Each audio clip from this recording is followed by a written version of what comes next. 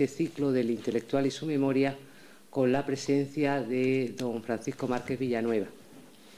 Es un profesor conocido por todos los miembros de esta facultad y que nos ha honrado en estos días para compartir con nosotros la inauguración de las actividades culturales del curso 2006-2007. En esta ocasión, esta mañana, don Francisco Márquez, que ha tenido la amabilidad de prestarse a que el profesor González Alcantuz le haga una entrevista para este ciclo que ya tiene una trayectoria importante en nuestra facultad, que se inauguró ya hace tiempo y que nos ha permitido contar con unos documentos únicos sobre el testimonio de muchos intelectuales españoles y extranjeros. Presentar a don Francisco Márquez creo que es fácil o difícil, depende. Si uno lo quiere hacer bien, tendría que hablar de todo su currículum. Ayer tuvimos la ocasión de conocer algo sobre él mismo, porque hizo también la presentación en la conferencia inaugural de este curso el profesor González Alcantuz. Yo solamente quería destacar que es un intelectual muy reconocido, que él es sevillano de origen, pero que él vive en Boston, que ha sido durante muchísimos años profesor en Harvard, que tiene una trayectoria intelectual muy profunda y muy amplia, lo cual es difícil, y que mantiene una, como ahora yo creo que estoy seguro que podremos comprobar, una juventud intelectual extraordinaria, que no solo y que la sabe transmitir a todos los que tenemos la suerte de escucharlo. Sus publicaciones, sus trabajos irán saliendo a lo largo de esta entrevista, casi con seguridad, pero él es, como un andaluz ilustre, es hijo predilecto de Andalucía. Él es miembro de honor de la Spanish Society of America y él tiene muchas distinciones y galardones, pero sobre todo tiene una obra muy interesante. Y yo le quiero agradecer de nuevo que él haya tenido el gran detalle de estar con nosotros en estos días, que se haya venido desde Boston para compartir este principio de curso con nosotros, y lo más importante es escucharlo a él, con lo cual dándole la bienvenida de nuevo, agradeciéndole que esté aquí y agradeciendo al profesor González Alcantuz que hiciera todas las gestiones necesarias para contar hoy con su presencia, pues haya también querido hacerle esta entrevista, que sin duda va a formar parte de esa colección, de esa joya que tenemos en la Facultad de Filosofía y Letras, que, como saben, además de conservarse grabada en imagen, pues desde un año acá la facultad, de acuerdo con la editorial de la Universidad de Granada, pues está llevando a cabo una publicación de las diferentes entrevistas, que ya son muchas, que tenemos pues guardadas, ya digo, como algo muy valioso, como lo que es en la biblioteca de nuestra facultad. Así que yo, sin más, les agradezco su presencia también y le cedo el micrófono a nuestro protagonista, que es el profesor Márquez Villanueva.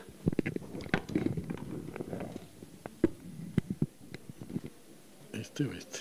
Es este, ¿no? Este es el más importante. Bien. Bueno, por mi parte, lo que tengo que decir es muy obvio y es mi inmenso placer en estar aquí con ustedes, en poder departir de lo que ustedes quieran.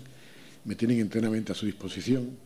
Por mi parte, desde que puse el pie en Granada no he tenido más que experiencias entre gratas, mejores, inolvidables, y un largo elenco de adjetivos, todos ellos gratos y agradecidos. Insisto en que me tienen absolutamente a su disposición. En fin, no sé por dónde me va a atacar mi amigo Alcantuz, ¿verdad? Pero estoy seguro de que será todo muy grato para mí, en fin, y que No voy a tener aquí más que un colmo de impresiones agradables.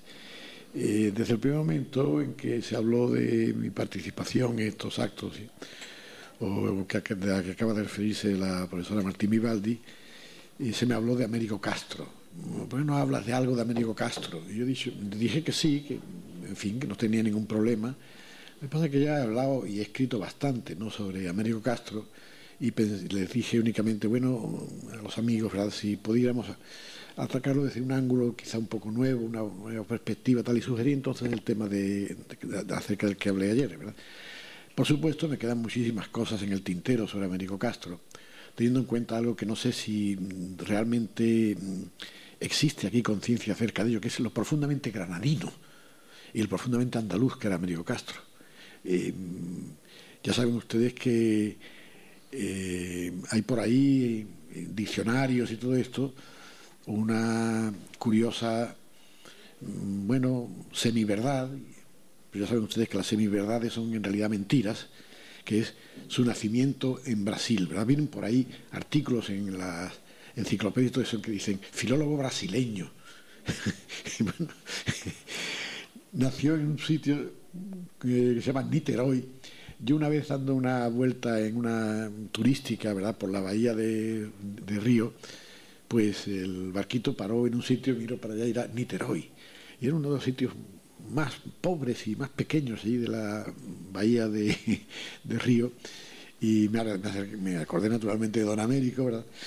Y pensé en lo ajeno que están allí en natal Niterói, acerca de la existencia de Don Américo.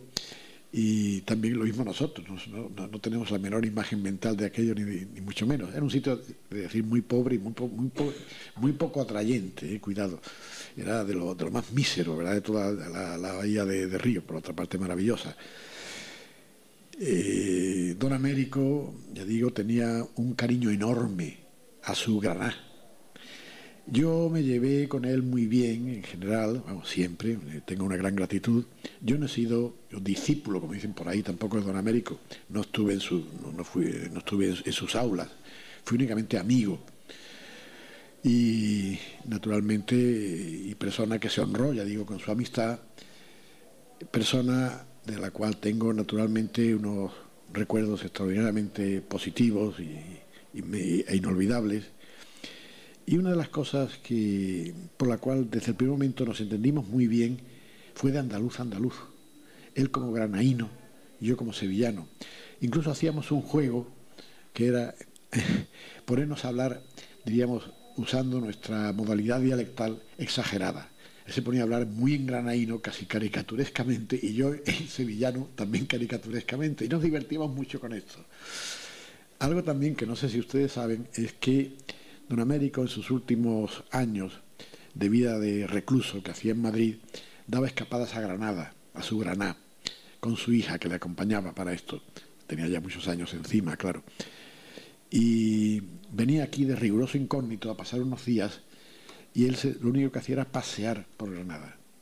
Y venía para, sobre todo, saborear el placer de entablar conversación por las plazas, principalmente, con dos tipos humanos perfectamente clasificables y distinguidos, ¿verdad?, diferentes, ¿verdad?, hablar con señoras viejas y con niños, y hablar precisamente de cosas de Granada y ver algo así, hacer algo así como la radiografía, ¿verdad?, del dialectalismo de la ciudad.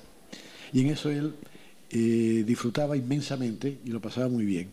Y me contaba anécdotas muy graciosas, en fin, de todo lo que había charlado, ¿verdad?, por aquí, ¿no?, y por aquí, por Albaicín, que había hablado con gitanos y todo esto, ¿no? Y eso para él era una especie de revitalización, ¿verdad?, era una toma de contacto, ¿verdad?, con su juventud, con sus primeros años en la Universidad de Granada. Me contaba, por ejemplo, cómo su padre, bueno, imagínense ustedes, los últimos años del siglo XIX probablemente, le regaló un caballo para ir a la facultad. Y él venía a la universidad a caballo y dejaba el caballo ahí con la rienda, ¿verdad?, cogido en un poste, o no sé cómo lo hacía, ¿no? Y cómo él tenía eso le daba un enorme prestigio, ¿verdad?, con los otros estudiantes y tal, porque era casi el único que venía a caballo a la universidad. En fin, tengo un vasto anecdotario de don Américo, muy positivo todo él, creo que admirable, es un tesoro escondido, ¿verdad? Pero también que pongo a la disposición de todos ustedes si quieren preguntarme o no sé qué, o cualquier cosa sobre mi relación con Américo Castro, pues tendría mucho gusto en responder, o a lo que ustedes tengan por más grato o más interesante, o que de algún modo les pueda ayudar o les pueda servir para algo. De modo que aquí me tienen, y ya lo he dicho todo. Bueno, pues nada, tenía la pregunta de Américo Castro ya, ya está contestada. Que venía empaquetada. Ya venía por ahí en medio, ¿no?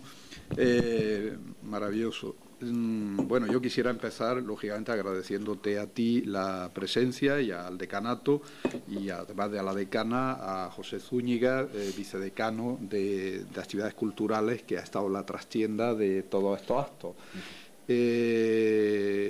Tengo aquí una batería de preguntas que si pueden ir conduciéndose a lo largo de la hora y pico que estemos aquí, supongo, pues perfecto, y si no la cortamos en el momento. La primera, yo había pensado preguntarte, por no alterar el orden de las cosas, seguir un orden cronológico y increciendo, y por supuesto empezar por tu enraizamiento andaluz. Naciste en Sevilla, en un ambiente popular, con una familia que entroncaba también con la montaña cántabra. Te consideras hijo del pueblo. Totalmente. Y ahora eres hijo predilecto de Andalucía. Bueno, eso dicen, eso tuvo el señor Chávez, ya digo, la gentileza y la sorpresa. Yo estaba aquí pasando una temporada y estaba en Santiago, tuve que ir de Santiago a La Coruña, a dar una conferencia en La Coruña. Por el camino íbamos en un coche que me llevaba un colega y llamó el señor Chávez y me dijo, le desearía, en nombre de la Junta de Andalucía, que nombrarle hijo predilecto de Andalucía. ¿Usted lo acepta? ¿Tiene inconveniente? Y dije, no, yo no tengo ninguno, por el contrario, se lo agradezco mucho. Y esa es toda la historia, no hay nada más complejo detrás de semejante distinción, de la cual me honré mucho, es inolvidable. Fue un acto muy bonito, se celebró en el Teatro La Maestranza de Sevilla, solemne, por un lado hubo música, todo eso, claro, pero al mismo tiempo fue un acto familiar, ¿verdad? Y fue un acto, diríamos, íntimo. Eso es, creo, una virtud que tenemos los andaluces, ¿no? Que sabemos manejar las dos cosas al mismo tiempo. Y eso les aseguro que en el mundo actual es muy difícil de encontrar, y una cosa, ya digo, muy grata y muy reconfortante, diría yo. Yo lo pasé muy bien, y eso es todo.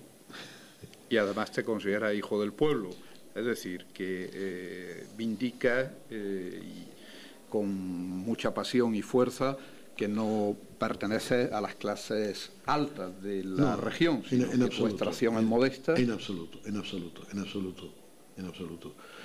Mi genealogía, ya digo, no solamente biológica, ¿verdad?, es absolutamente popular. Yo viví sobre todo, he visto muy de cerca el hambre, la miseria, el sufrimiento del pueblo. Yo pasé mi niñez en la parte más pobre, en realidad, de Sevilla, en el barrio norte, en la calle Santa Paula. Curiosamente, yo he vivido muchos años en un lugar cervantino, ha sido una especie de, no sé, de premonición, en fin, o una jugada al fin y al cabo bonita del destino. Yo he vivido muchos años en la casa de la española inglesa, la casa de Isabela y sus padres. No la casa exactamente, pero sí el sitio. Y que tenía una lápida en la puerta y todo eso, ya digo, algo así como anunciando mi derrotero cervantino, que ya digo, se materializó de manera espontánea en aquel momento. Eran los años inmediatamente posteriores a la Guerra Civil. El barrio había sido muy castigado por la represión. Allí pude ver el estrago cruelísimo, sobre todo del hambre, los años aquellos del 40 al 41, el famoso año del hambre, del 40 al 41, lo tengo grabado a fuego. Como tengo grabado a fuego también toda la Guerra Civil. Yo era muy niño, pero aún así me di cuenta perfectamente de lo que era, la toqué muy de cerca, en multitud de aspectos, y eso me marca hasta el día de hoy. Yo creo que la Guerra Civil hirió mató, sabemos, a muchísimos españoles, y los que sobrevivimos, incluso si teníamos, ya digo, estábamos en plena niñez, llevamos todos una herida, llevamos todos un plomo de la guerra civil. Muchos todavía, hasta hace poco, ¿verdad?, que han terminado su curso vital, lo llevan de verdad, con una herida material a la cual habían sobrevivido. Pero incluso los que no recibimos ninguna herida, ya digo, en combate, ni nada de esto, aunque yo estuve en medio de un combate en el 18 de julio, ¿verdad? Y tengo experiencia de lo que se siente en ese momento y que no se me ha borrado jamás. Pero incluso, ya digo, los que salimos ilesos físicamente, salimos mentalmente heridos. Yo tengo, desde luego, llevo conmigo hasta el día de hoy una herida supurante de la guerra civil. Yo soy un superviviente de la guerra civil. Y bueno, eso creo que sí, por algún lado enriquece mi experiencia vital. Por otro lado, sé que es también algo que me separa un poco de las nuevas generaciones, etcétera. Y desde luego que me separa enormemente de toda persona que no sea español. Yo no he podido, en realidad, adaptarme a los Estados Unidos de una manera profunda en absoluto, ni lo he pretendido siquiera. Y no quiero, naturalmente, ser un anglosajón falsificado. A mí, pues, yo he aceptado en los Estados Unidos mi situación de extranjero. Yo he sido allí un extranjero y sigo siéndolo en realidad, ¿verdad? Porque no me considero, pienso que cualquier otra cosa pues sería una falsificación, ¿no? Y eso de vivir una mentira vital, pues me parece una auténtica tragedia y un horror, ¿verdad? Y algo que en lo cual no entro en absoluto. Pues sí, origen popular. En la misma medida, en los años 80 coincidiste con otro sevillano, también de humildes orígenes, desde tu observatorio privilegiado en Harvard University, que, por ejemplo, era Felipe González, en un momento en el que España estaba en pleno cambio. ¿Qué impresión te daba a ti no solo la figura, sino bien, el momento de España? Sí, bueno, Felipe González vino a Harvard invitado, ¿verdad? Causó muy buena impresión. Yo entonces fue cuando lo conocí personalmente. De una manera no planeada en absoluto, yo quedé encargado de la cuestión de relaciones de la prensa con Harvard, la prensa española destacada allí, para hacer crónica, ¿verdad?, de la visita de Felipe González. Y estuve, ya digo, pues muy metido en todas estas cuestiones de la visita. Él estaba allí muy contento. Había tenido un viaje muy malo porque el avión había encontrado muchos temporales por el camino, pero en fin, él daba por un precio quizás un poco alto, pero muy digno de ser pagado, el hallarse allí en Harvard. Fue muy bien recibido, tuvo varias intervenciones, todas ellas muy felices, naturalmente actuando a través de un intérprete. Causó muy buena impresión en general. Él estuvo allí un poco como el pez en el agua. Fue para él muy positivo y para todos nosotros también. Yo, claro, hablé bastante con él, aunque siempre de un modo un poco apresurado, porque él estaba bajo unas presiones muy intensas, ¿no?, de horarios, de ir de un sitio para otro, de conocer allí al rector, tal. Y de una manera un poco improvisada, pero ya digo, me relacioné bastante con él, me produjo una excelente impresión. Me di cuenta, sobre todo, de hasta qué punto Felipe González vivía en ese momento totalmente inmerso y absorbido por la cuestión europea.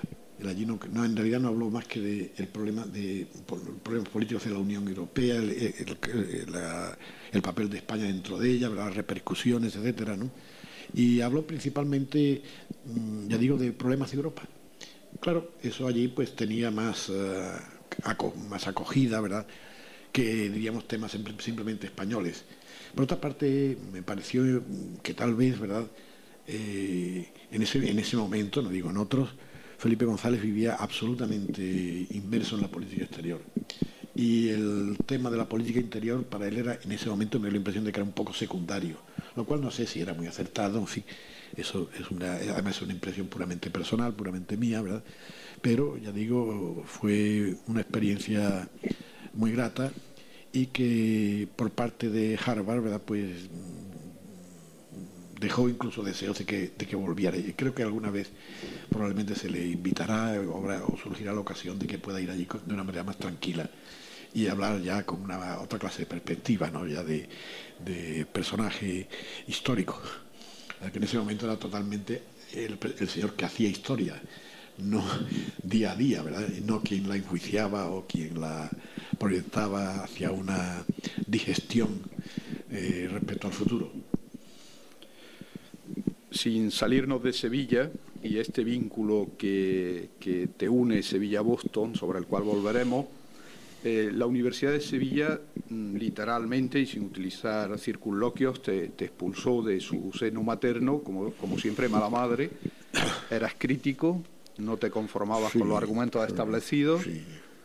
Habías hecho una tesis donde el cristo-judaísmo o los judeoconversos, mejor dicho, asomaban, el humanismo, igualmente partidario del diálogo, que fue publicada por la Academia en 1960, y esa misma España negra de la época te puso, como suele decirse en argot, la proa por delante.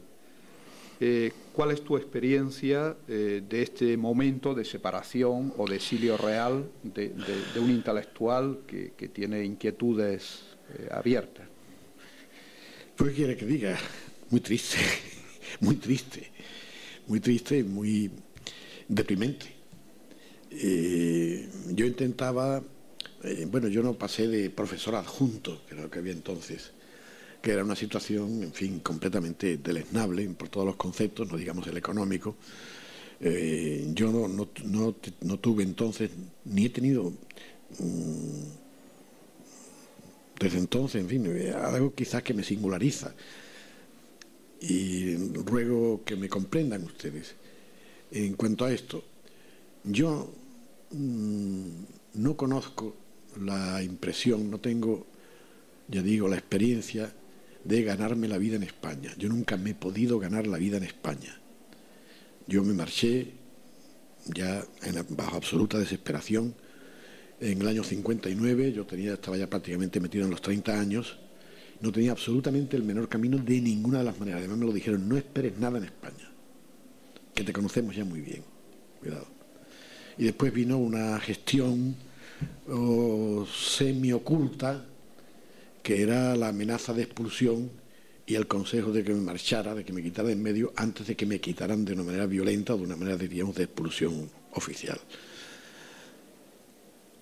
Aparte de muchas otras cosas, entre ellas la de absoluto bloqueo económico, yo, por ejemplo, no he recibido jamás un céntimo, ni ayuda ninguna del famoso Consejo Superior de Investigaciones Científicas, etcétera. Alguna vez que pedí algo no recibí ni contestación siquiera. No me dijeron que no, obviamente no se me respondió a nada. Todas las gestiones que hice por ahí de encontrar alguna ayuda, en fin, o alguna posibilidad de salir adelante, me encontré con una muralla.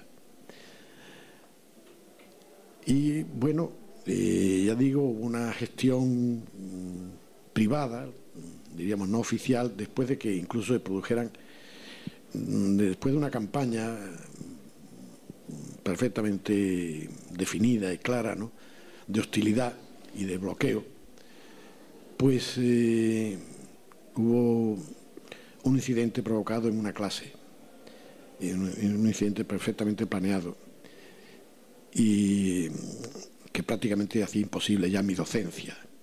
Venían un grupo de estudiantes perfectamente adoctrinados, venían a reventar las clases, todo esto. Entonces yo me tuve que quejar por vía reglamentaria, ¿no?, de este asunto. Entonces me dijo de una manera extraoficial que no se admitía mi queja, o en fin, mi protesta por esta situación, porque quien tenía la culpa era yo, y que cuando se estaba haciendo lo que yo estaba haciendo y todo eso, lo menos que me podía pasar era eso, y que eso no era más que el prólogo de cosas mucho más graves que me iban a ocurrir después. Bien, en ese mismo momento, en el cual yo naturalmente tuve que decidir, pues aquí la única alternativa que tengo es irme rápidamente, quitarme de en medio, pues vino cayó del cielo una invitación de la Universidad de Harvard para ir allí a enseñar. Y bueno, naturalmente fue una cosa, yo diría, absolutamente providencial, porque ocurrió una cosa y inmediatamente, días después, venir esta salida en la universidad respecto a la Universidad de Harvard. Ya pueden ustedes imaginar que fue una cosa muy grata, fue una experiencia, ya digo, que me levantó el ánimo. Y claro, Harvard me invitaba para un puesto, diríamos, de inicial, un puesto, diríamos, muy modesto. Pero aún así era Harvard. Y a mí, si me hubieran ofrecido en aquel momento algo todavía, diríamos, más modesto, lo hubiera aceptado exactamente igual. Allí fui objeto de un recibimiento verdaderamente conmovedor por parte de los colegas. Ellos ya conocían mi obra, la apreciaban.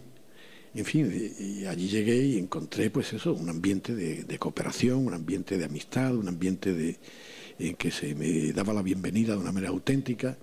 Un recibimiento también muy cordial por parte de los estudiantes. Bueno, y aquí estoy. También les quiero decir una cosa, y quiero que eso quede absolutamente en claro, y creo que esta es una buena ocasión. Lo he dicho ya en letra impresa, pero ahora lo digo de palabra, y que quede ahí registrado, ¿verdad?, en la cinta, etcétera, ¿verdad? Es que yo no he tenido nunca la menor opción ni la menor oportunidad de volver a España. Cuidado, ni la menor posibilidad, nunca. Si yo estoy en los Estados Unidos y he hecho mi vida académica fuera de España porque la vida académica española no me ha querido, sencillamente, no me ha aceptado. Eso que quede bien claro. En mi vida no hay más que una frustración, y se la confieso a ustedes, ya la he confesado en letra impresa, como he dicho, y es que mi trabajo no lo he podido dar a mi propia gente. Lo he tenido que dar a extranjeros. Los extranjeros lo han valorado, los españoles no. Eso es muy triste. Y me impresiona, ya digo, y me deprime. Y me entristece. Yo hubiera querido trabajar para mi propia familia. Pero mi propia familia no lo ha aceptado, no ha tenido interés. Mis experiencias de docencia, cuando se han producido de una manera ocasional y siempre un poco a trasmano, y sobre todo un semestre que yo hice en la Universidad Complutense en el año 92, bueno, se hizo a contrapelo porque la mayor parte y el jefe del departamento de Lengua y Literatura Española de la Complutense pues no me quería, y un grupo del departamento estaba totalmente de uñas. Yo pude hacer aquello por una intervención personal del rector Villapalos. Tuve momentos muy desagradables. Por otra parte, tuve una acogida maravillosa por parte de los estudiantes, realmente conmovedora, de las grandes experiencias positivas de mi vida, aquellos estudiantes, y del trabajo que pudimos hacer en aquella ocasión, pero absolutamente fue un hecho aislado. Todavía, parece que fue el año 96 o 97, algunos colegas de la Autónoma de Madrid, yo tenía un sabático, y me dijeron, hombre, ¿por qué no vienes a enseñar con nosotros durante el sabático? Y le dije, me parece muy bien, pero eso no va a poder ser posible. ¿Por qué no va a ser posible si te nombramos, en fin? Bueno, hacerlo. Pero, bueno, mira, podrías enseñar tal curso, tal. Digo, no, de eso no hablamos porque no va a ser posible. Yo sé que no va a ser posible. De eso hablaremos cuando esté la cosa hecha. Bueno, me llama por teléfono, mira, que hemos votado en el departamento, esto está ya hecho, esto ya es únicamente, esto ahora pasa al rector, el rector firma y ahora podemos hablar de los cursos y tal. Digo, no, yo cuando tenga el nombramiento en la mano, entonces hablamos, porque esto no va a cuajar. Y en efecto, pues me llama 15 días después, oye, mira que el rector, sí, pues el rector se ha negado a firmar. Dice que hay una ley por la cual no se te puede nombrar. Digo, bueno, pues mira, no me sorprende nada, no me afecta nada. Yo sabía que no iba a ser posible. No, mira, es que hay una ley que dice que, claro, nadie sabía de esa ley. Digo, no, yo tampoco sabía nada de esa ley. Después he hablado con colegas y me han dicho, nosotros no hemos oído nunca hablar de esa ley. Yo no me he dedicado en absoluto a averiguar ese asunto porque no me interesa y no voy a perder el tiempo. Pero quiero decir que esto no es una cosa sencillamente de hablar mal del franquismo, ¿verdad? Ni echarle la culpa a Franco, ni a la dictadura, ni todo esto, no. Es más profundo, es más profundo. De una cosa que estaba haciendo en Sevilla, ya digo, en aquella época, antes de tenerme que exiliar de allí, era que trataba de poner la docencia mía un poco a la altura, sobre todo de las circunstancias, del movimiento de ideas. Y yo nunca he hecho eso de repetir una cosa que viene en un libro. Para mí la docencia es una cosa muy distinta. Yo pretendía, pues, sobre todo, claro, incorporar el movimiento de ideas producidos en torno a Américo Castro y a Marcel Batallón, que han sido mis máximos maestros, ¿verdad? Intenté meter eso, ¿verdad? Adoptar mi enseñanza a ese tipo de nueva mentalidad. El resultado, desastroso. Desastroso no con los estudiantes, ahí funcionaba bien, pero después por todo lo demás, todos los colegas, todo el mundo, pues en fin, absolutamente pensando que eso era una cosa de locura, ¿verdad? Y sin el menor apoyo, sino todo lo contrario, una actitud velada, colectiva, ¿verdad? Salvo con quizá una o dos excepciones, de repudio, totalmente, incluso de algunos, diríamos, el elemento liberal, entre comillas, de aquel momento, ¿no? Bueno, yo me llevaba bien con ellos, no tenía queja personal ni entonces ni ahora, pero cuidado, tampoco me daban, diríamos, sencillamente, no podían hacer mucho, pero podían hacer algo, un golpecito en la espalda, ¿no? Tampoco. Es decir, la actitud de repudio con que yo me encontré en el ambiente de la Universidad de Sevilla, y no digamos fuera de la universidad, fue de total y absoluto repudio. Y bueno, creo que se ha mantenido ya como una cuestión ya no sevillana, no como una cuestión ya, diríamos, de coyuntura política inevitable del franquismo y no de esto, sino de algo mucho más profundo, que creo que es fundamentalmente la cosa esta de, bueno, perdón, a veces se me atraviesa el inglés, se llama en inglés to rock the boat, ¿verdad? Algo de venir aquí a agitar, ¿no? Venir aquí a crear problemas, no con mi actitud personal, sino con lo que enseño. Es decir, lo que ha sido rotundamente rechazado por la Universidad Española ha sido mi docencia, y eso me duele mucho, eso no lo voy a negar. Por otra parte, resentimiento, ninguno. Yo pienso que las bolas se han rodado en la vida de cierta manera, y lo que no pienso es en absoluto de hacer aquí ante ustedes la figura de un perseguido, de un proscrito, de un mártir, eso en absoluto. Pienso, por el contrario, que ha habido, no sé, una cosa providencial que me ha permitido hacer un tipo de obra que desde luego no hubiera podido hacer en España. Eso me dicen muchos, bueno, tú has podido hacer tu obra porque estás allí. Es verdad, pero creo que si me hubiera quedado en España, pues hubiera hecho desde luego otra obra, pero en fin, quizá mejor. En eso no entro, no voy a enjuiciar semejante cosa, ¿no? Yo creo que he tenido, que me ha ayudado la suerte, incluso, que mi destino en gran parte ha sido, creo, envidiable. Por otra parte, quiero también que quede muy bien claro que mi experiencia de la vida norteamericana y de la universidad de allí y todo eso no ha sido un caminito de rosas en absoluto. Cuidado.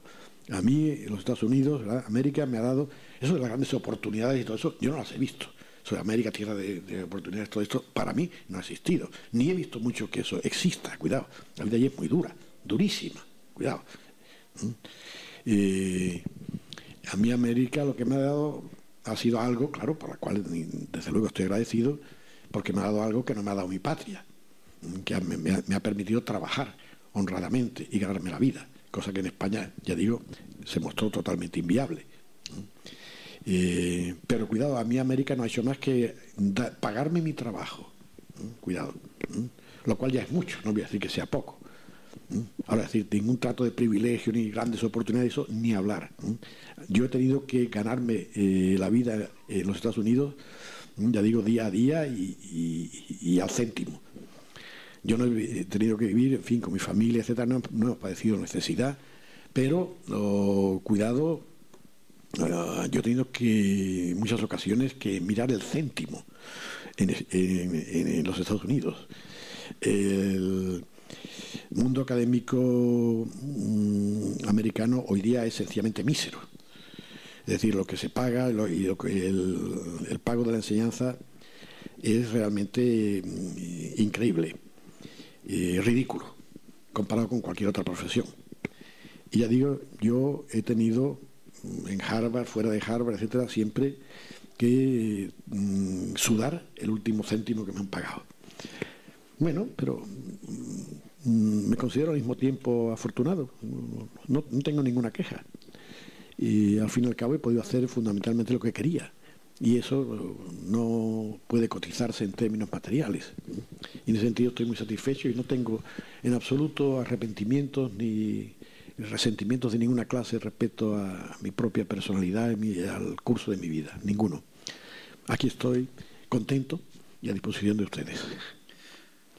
Muy bien, siguiendo con Sevilla, Paco, de la experiencia sevillana saliste un poco anticlerical, por llamarle de alguna forma, pero un anticlericalismo curioso, más comprensivo que ideológico.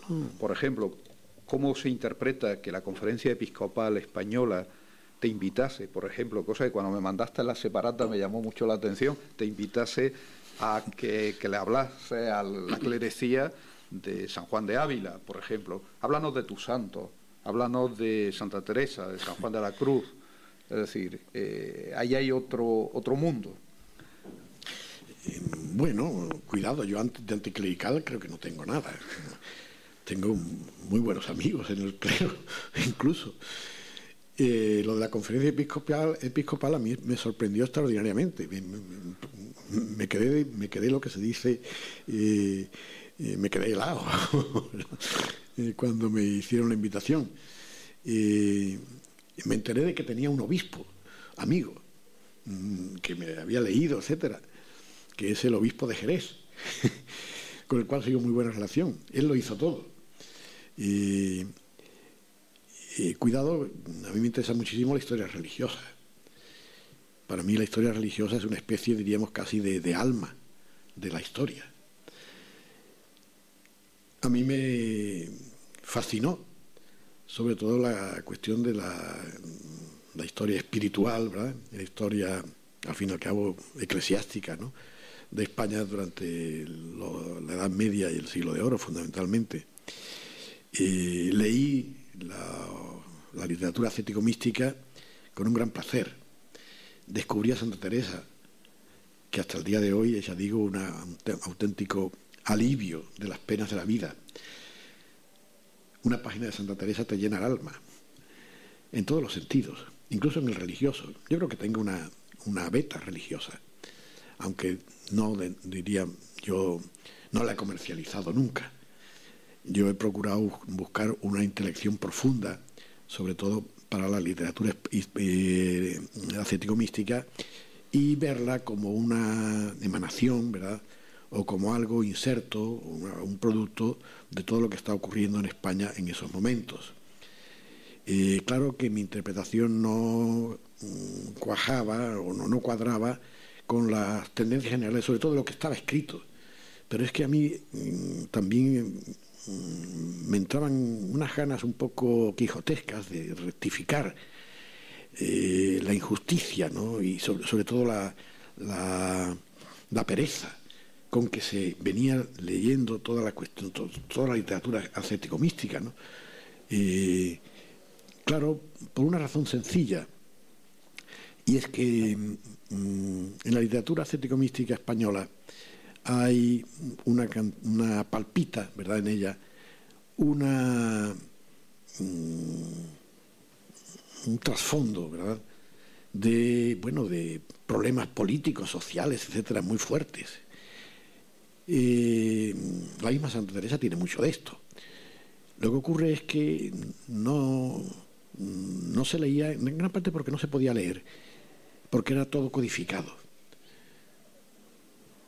Santa Teresa, por ejemplo, en el camino de perfección,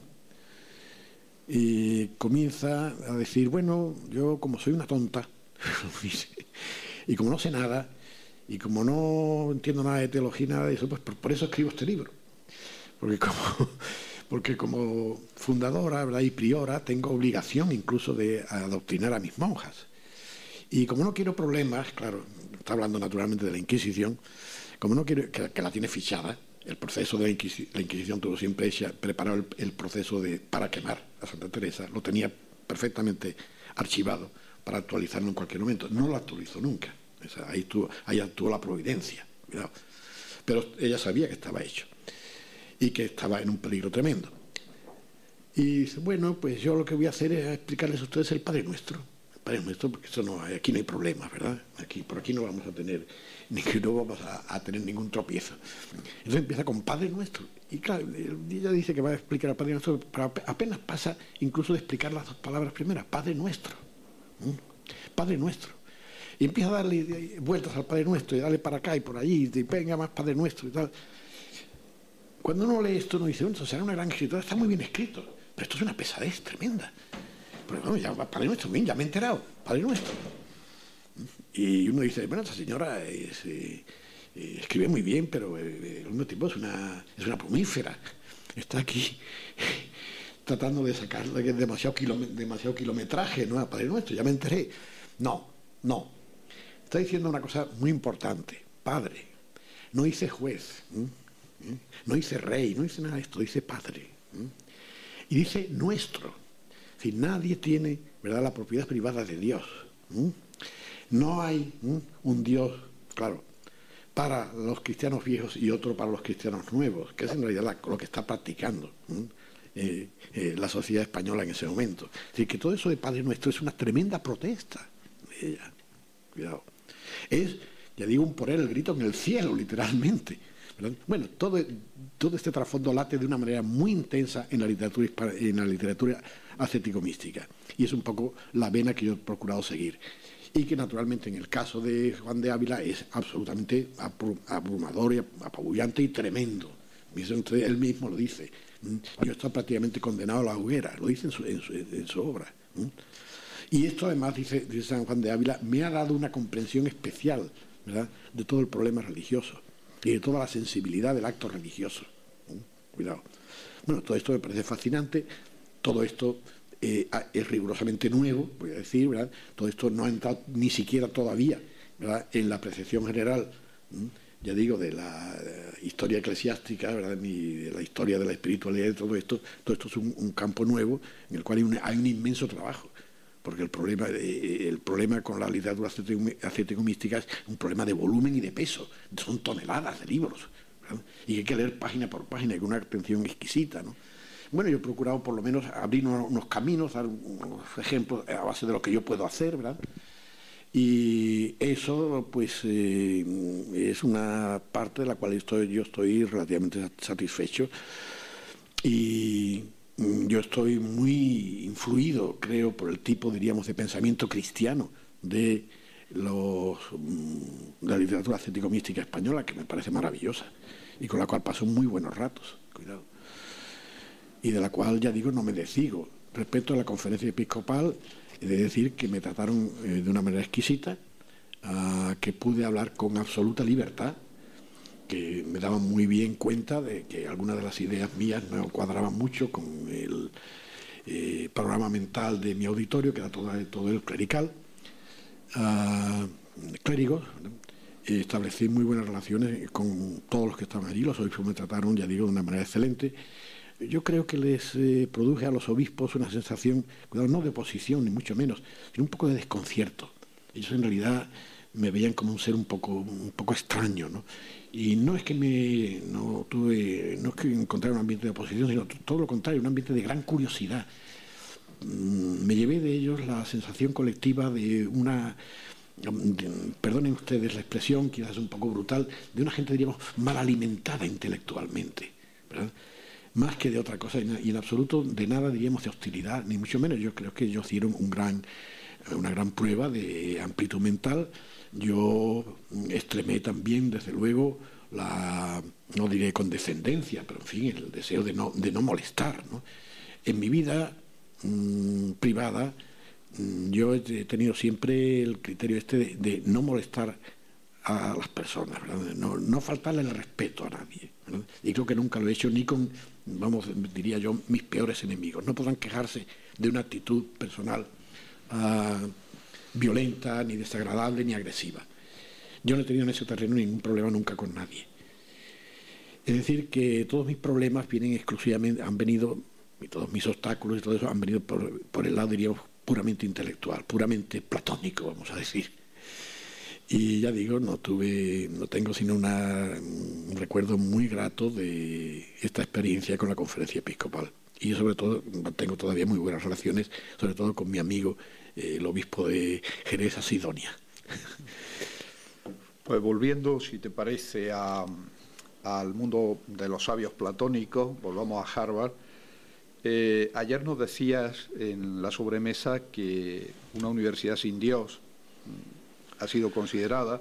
Yo recuerdo que dando una vuelta por Harvard se da uno cuenta que está detrás de una iglesia, la casa del filósofo pragmático Peirce, está una iglesia de culto swenderburgiano. Sí, Swedenborg, sí. Creo que es la única. La única que hay en el mundo. Sí. Hay un museo hebreo, sí. Una biblioteca de teología luterana. Sí, sí. En tu propia biblioteca, donde tienes el despacho, la Weiner Library, está el Fondo Católico. ¿Cómo hay que entender, desde tu punto de vista, a esta especie de pluralidad de Dios presente en Harvard? ¿Y qué nos falta a nosotros, en nuestras universidades, para llegar a un estado similar? Bueno, ahí hay que hacer un excursus de tipo histórico, que es que Harvard comenzó sencillamente como un seminario de pastores protestantes, de calvinistas, los pilgrims, los peregrinos, como llaman allí, los que llegan con el Mayflower y todo esto, pues traen consigo en realidad son predicadores más que nada, y saben que tendrán que tener una nueva generación, ¿no? Y entonces para eso es para lo que John Harvard funda el college, y lo dice en la escritura fundacional. El college se funda para que cuando los predicadores que hemos traído con nosotros, dice así con un giro muy barroco, ¿no? Dice, duerman en el polvo, quiere decir que hinquen el pico, para que haya una nueva generación, y para esto es para lo que fundan el college, muy modesto. La fundación de Harvard es realmente casi ridícula, ¿verdad?, en términos, diríamos, de extrema pobreza, porque realmente eran muy pobres y apenas podían alimentarse.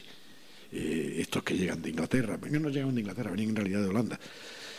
Bien, lo que pasa es que Harvard pronto empezó a desarrollar interés en el aspecto, diríamos, del saber profano. Y en el siglo XVIII tomó mucho interés en la ciencia. Claro, eso significaba entrar de lleno en el terreno de la ilustración. Entonces hubo dentro de la propia universidad un enfrentamiento, diríamos, entre los partidarios del concepto fundacional, que era puramente una facultad de teología o un seminario de pastores protestantes, y los que tenían una visión más amplia de la cultura del momento, etc. Y este proceso fue muy duro hasta más o menos los años 1920, 1930, en que se impusieron dentro de la universidad los unitarios. Una iglesia protestante, pero que representa el extremo más liberal del protestantismo. Está basado en la idea del libre examen, es el libre examen llevado a su última consecuencia. Es una iglesia que no tiene oficialmente credo, es decir, que no tiene un complejo doctrinal en que basarse, que piensa que la relación entre el hombre y la divinidad es exclusivamente individual y que nadie tiene derecho a sondearla. De modo que los unitarios, por eso se llaman unitarios, admiten a cualquier persona que quiera estar con ellos. Ese protestantismo sumamente liberal, curiosamente, coincide con la deriva personal, con la historia religiosa de Blanco White. Blanco White termina enterándose de que existen los unitarios. Y dice, bueno, pues eso es precisamente lo que yo pienso. Entonces él entra en relación con una persona muy ligada a Harvard, que es el teólogo que han tenido los unitarios, que es... ¿Cómo se llama? Perdonen ustedes. Bueno. El riego sanguíneo de mi cerebro no es lo que debía ser hasta hace no mucho tiempo, y a veces... sí, Channing. Hay una estatua a Channing delante de la iglesia unitaria en Boston, allí, delante del Common. Entra en relación con Channing, una relación muy cordial. Bien, pues ya digo, precisamente por esto, porque esa es la persuasión y el final, ¿verdad? La desembocadura del pensamiento religioso de Blanco White, después de una historia muy accidentada, como ustedes saben. Y entonces la Iglesia unitaria favorece por completo la tendencia, diríamos, liberal, es decir, ir por completo a un interés sobre todo en las ciencias, en el saber profano, y eso, ya digo, marca un destino peculiar, mal interpretado siempre, diríamos, en una extrema derecha religiosa norteamericana, que veía eso como una especie de, bueno, de herejía, ¿verdad?, o de derivación heterodoxa, etcétera, y como algo muy censurable. Por eso, hasta el día de hoy, en ciertos sectores de la vida norteamericana, Harvard tiene muy mala prensa. Le llaman de Godless University, la universidad sin Dios. Es algo rigurosamente calumnioso, porque, cuidado, la facultad de teología, que allí no la llaman facultad de teología, la llaman de una manera un poco cursi, incluso llaman la Divinity School, la escuela de divinidad. Bueno, imagínense ustedes qué terminología, ¿verdad? Pero en fin, ahí está aceptada. La escuela de divinidad se considera, bueno, existe todavía, ha sido siempre ha sido muy respetable, es probablemente la facultad de teología más importante del país, ¿verdad? Naturalmente allí ha predominado una teología de signo liberal y desde luego de signo protestante, pero no exclusivo. Quizá eso ha tenido ese carácter quizá un poco militante, la facultad de teología, pues hasta 1860 o 70, una cosa así, después no. El último decano que tuvo la facultad de teología era un sacerdote católico, cuidado. Y hoy día las cátedras no se distribuyen, ya digo, ni están pensadas, ¿verdad?, para que se enseñe teología protestante ni católica ni nada. Se busca únicamente buenos teólogos, sean de lo que sea. Cuidado. Y son una parte muy importante de la universidad. Es decir, que eso de la Godless University y tal es absolutamente una agresión, en realidad, contra la universidad. Es una cosa totalmente falsa. Lo que ocurre, naturalmente, es que sí, que hay una atención, no hay una atención exclusiva a la teología.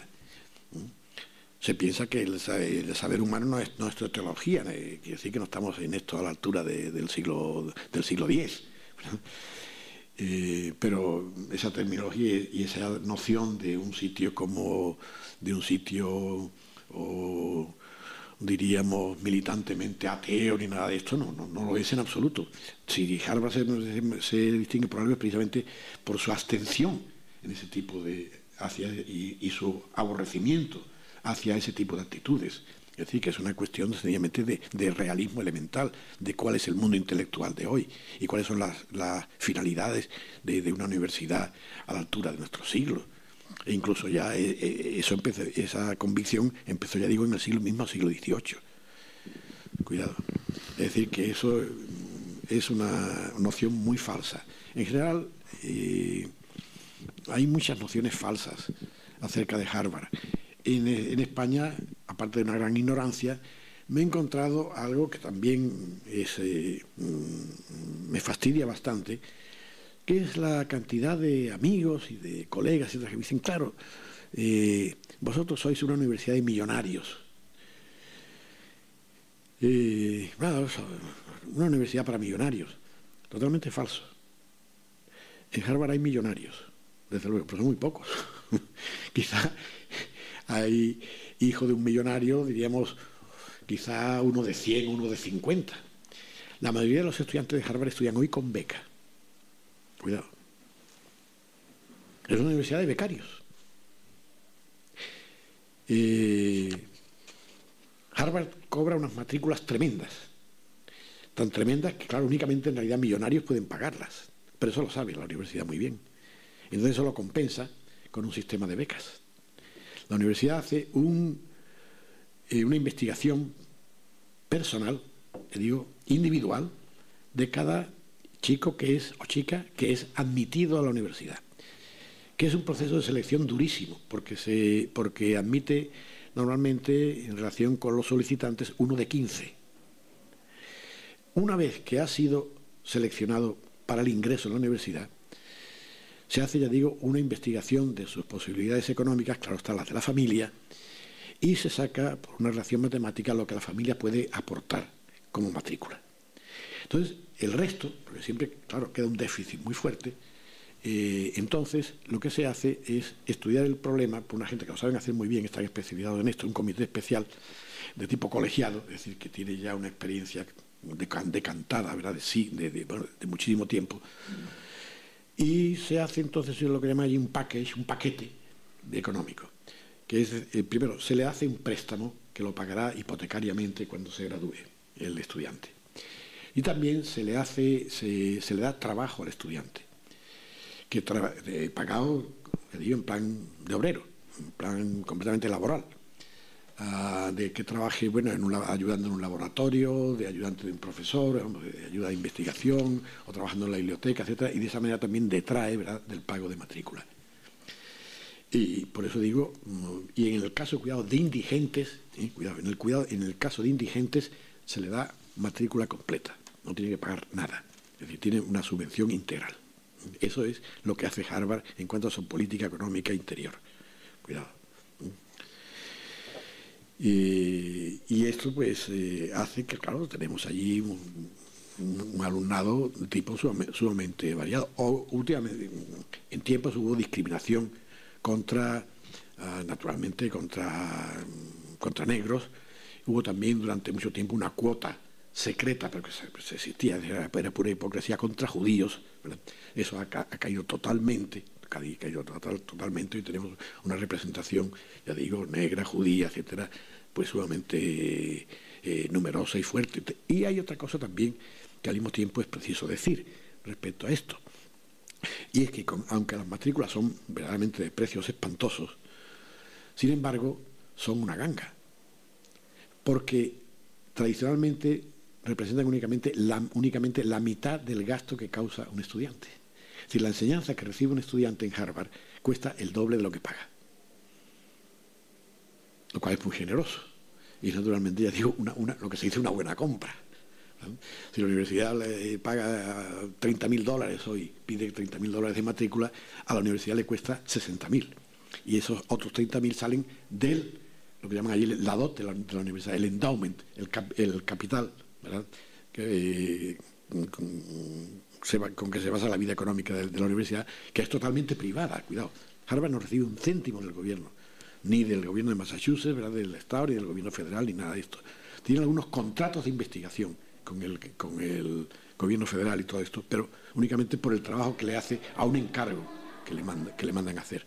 ¿Comprenden? Es decir, que esa noción es absolutamente falsa. Por el contrario, Harvard, con su inmenso prestigio, en fin, su inmensa tradición y todo esto, es una universidad de becarios. No está mal, creo yo. Creo que podemos ir por el mundo respecto a eso con la cabeza alta. Y desde luego la noción esa de que uno trabaja con millonarios es absolutamente falsa. Lo que sí tenemos también, desde luego, es una buena representación de hijos de dictadores americanos, pero es otro capítulo.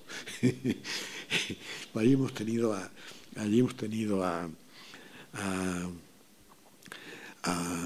al hijo de Somoza, etcétera. En fin, yo lo he tenido en clase, todo eso, en fin, cuidado. ¿Cómo se llama el hijo de Somoza? ¿Cómo se llama? Sanchito, Panchito, no me acuerdo. Curioso. Bueno. Tachito. Todos los dictadores americanos nos han mandado ya a sus hijos. Y yo soy un anecdotario de ellos. Y los he tenido, no eran tan mala gente como estudiantes, cuidado. Sí, lo que tú quieras. Bueno, si te parece, he resumido las preguntas porque creo que son excesivas y quisiera centrarlas en nombres, fundamentalmente a partir de este momento de la entrevista. Juan Goytisolo, le dedicaste un libro, Restaurador del mudejarismo literario. Cuenta tu encuentro con Goytisolo, tu amistad, qué significa la literatura de Goytisolo, como también la de otro disidente no menos importante en tu análisis, que es el caso de Gabriel Miró, ¿no? ¿Qué relación con estos intelectuales también rechazados, en cierta forma, no solo por lo que podríamos catalogar como derecha, sino por la propia izquierda. Sí, bueno, pero son casos distintos porque uno es ya un clásico, ¿verdad? Y no tengo relación personal con él, en cambio sí la tuve, y la tengo, ¿verdad?, con Juan Goiti solo. Ciertamente son casos, diríamos, de escritores un poco malditos, ¿no?, o rechazados, ¿verdad? Pero casos muy distintos, por otra parte, ¿no? Yo a Juan lo conocí en los Estados Unidos, lo conocí un día en Nueva York. Un amigo común nos invitó en su casa. Era entonces todavía bastante joven, los dos, porque curiosamente somos totalmente coevales. Juan es únicamente mes y medio mayor que yo, pero por lo demás somos estrictamente de la misma generación. Nacimos en el año 31 los dos. Me parece que él nació en febrero o en enero y yo nací en marzo. En fin, quiere decir que tenemos un historial un poco parecido en cuanto a problemas, ¿verdad?, y a preocupaciones generacionales y todo eso. Yo me lo encontré, ya digo, en un party, ¿verdad?, en casa de un amigo común en Nueva York. Él estaba allí de paso. Yo sabía ya, naturalmente, tenía noción de su obra, que había en parte leído, y charlé con él, cosa no fácil porque era muy taciturno, él es muy taciturno, ¿verdad? Pero en fin, tuvimos una conversación interesante. Recuerdo un chico sobre todo de una mirada muy intensa, te producía cierta resonancia magnética. Su simple mirada. Tuvimos una relación interesante y, bueno, me despedí de él, pero él tuvo interés en continuar la relación conmigo, yo también, naturalmente. Sobre todo a él le impresionó mucho un trabajo que yo publiqué, que fue una reseña muy larga del libro de Otis Green, que se llama Spain and the Western Tradition. Spain and the Western Tradition, una obra en 3 volúmenes de un profesor norteamericano, Green, ¿verdad? Hombre serio, o trabajador, de prestigio, pero de ideas absolutamente tradicionales. Y este libro de Spain and the Western Tradition, España y la tradición occidental, es en realidad una polémica contra Américo Castro, donde dice que todo, es el argumento que he encontrado muchas veces a lo largo de mi experiencia con multitud de colegas. Mira, todas las cosas españolas se justifican a través de lo latino, ¿eh?, y a través de lo europeo. Y ahí empieza y termino. A mí, algunos amigos, nombres, no quiero citar nombres, pero ustedes los conocen, tomándonos una cerveza. Mira, Paco, a mí no me vengas con moros y judíos, porque yo con el latín doy razón de todo. Yo no necesito recurrir a los moros ni a los judíos para nada. Y además es una lata, ¿no?, aprender árabe y hebreo y todo eso. Yo con mi latín, que ya me ha costado mi trabajo, ¿no?, mi latín, mi poquito de griego, puedo andar por casa, ¿no? Bien, esta es la misma actitud. Y lo que este colega americano, pues lanzó en sus 3 volúmenes. Todo se explica por Europa, todo se explica por la tradición latino-eclesiástica, en la Edad Media, todo esto. Bueno, yo publiqué en la revista Occidente una reseña, en realidad una reseña larga, pero que no se publicó como reseña, sino como artículo, que tituló sobre la occidentalidad cultural de España. Es decir, la traducción del título, mostrando lo deleznable, ¿verdad?, de esa postura crítica, que lo que ocurre es que en el fondo no es crítica, es sencillamente que decir, mira, yo no quiero meterme por ese berenjenal, ¿no? Y a él le impresionó muchísimo eso, lo citó varias veces, y a raíz de eso pues empezamos una amistad, en gran parte epistolar, aunque él no es muy breve, él escribe, no escribe cartas, escribe en realidad eso que se llaman billetes, notitas, ¿verdad?, porque a él le cuesta mucho cuidado. Él es un artista y no es un artista facilón.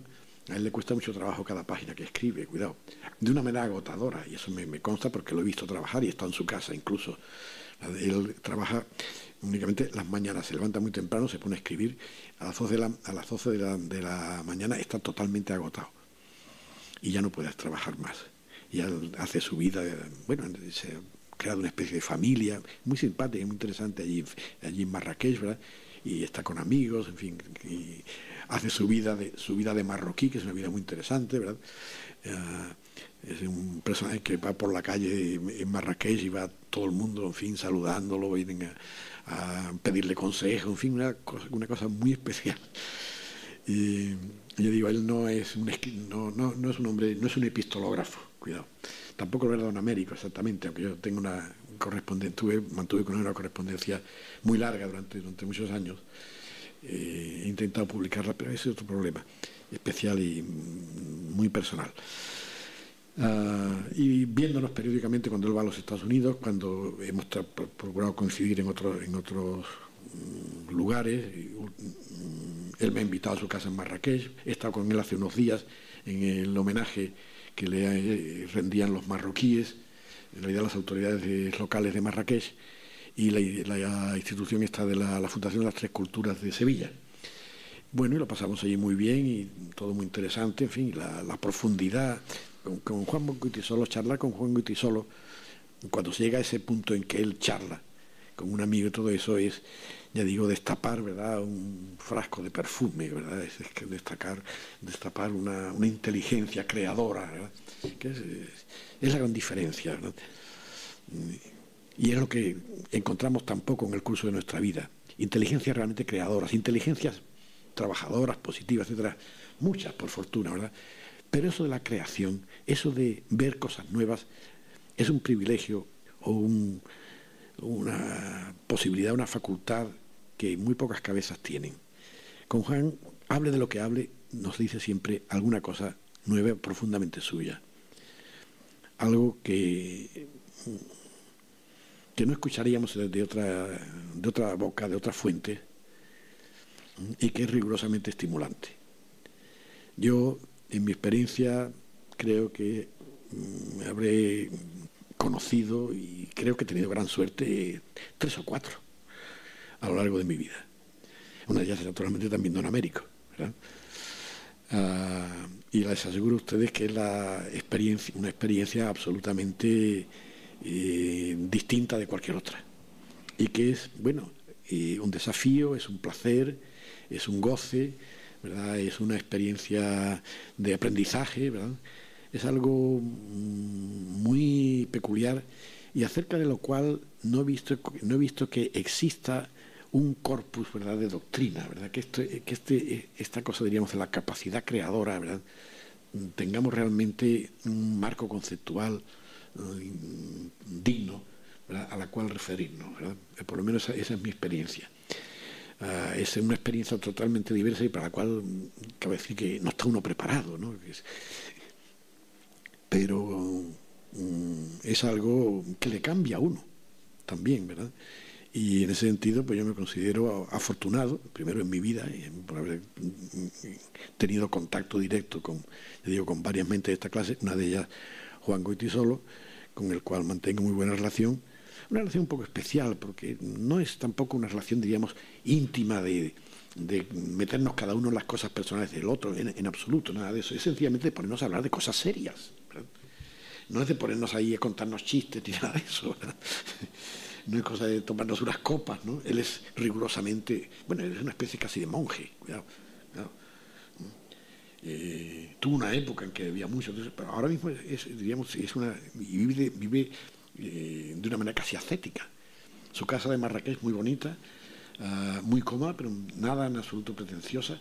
Es un hombre que todo lo que sea lujo le da en la cara, lo rechaza profundamente. Una vida muy sencilla, una vida de gran sobriedad en todos los aspectos, ¿verdad?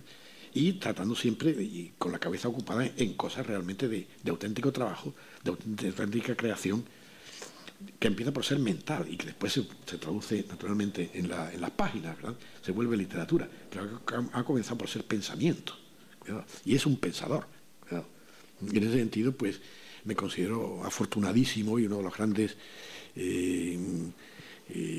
golpes de buena suerte, ¿verdad?, de mi vida ha sido la relación con él, muy positiva en todo momento, y espero que continúe de esa manera.